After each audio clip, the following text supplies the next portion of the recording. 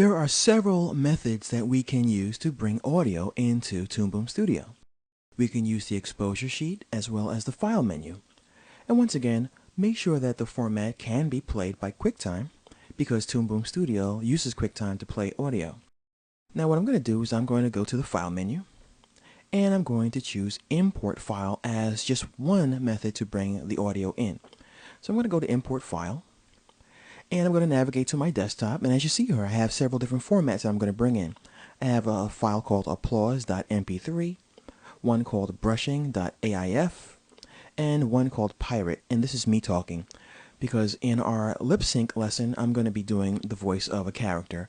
I like to play around with the microphone evidently, so I just want to show you that we can bring in a wave, an AIF, and an MP3. So I'm going to go ahead and choose the plain.wav file and click open.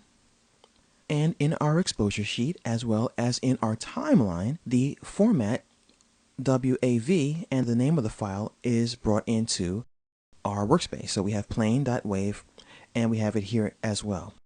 What we can also do to bring in audio, and by the way, before I bring in the next sound, you want to make sure that you rename the sound into something that's going to be able to be readable in the exposure sheet and a timeline. So you don't want to have a gigantic sound like this is the sound of a plane taking off. Just say taking off or something like that. Now I'm going to click right here on the plus sign in the exposure sheet to bring in a new sound element. So I'm going to click here, and now we have a sound element that's ready for a sound to be brought in. So what you have to do in this case is choose the frame in which you'd like to bring the audio. So let's go ahead and say we want to bring it into frame 5. And you'll notice that the playback head or the scrubber moves to frame 5. So I can right click in this space now and choose import sound file. And once again, I can choose a sound and bring that right on into our interface. And it's put exactly where we tell it to go, frame 5, and it shows up in our exposure sheet as well. And another way we can bring audio into Toom Studio is to go to the contextual menu, which is on the end of this list here, and we can choose to import a file here as well. And I'll go ahead and bring in the pirate sound, and now we have 3 audio sound elements in one movie.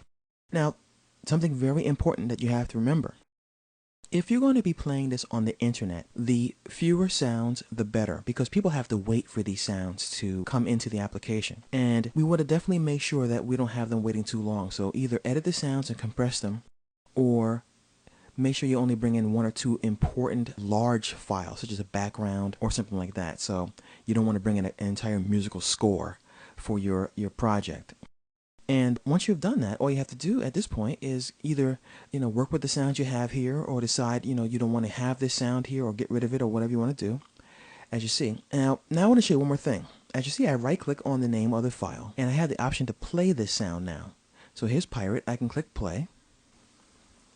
Hello, boys.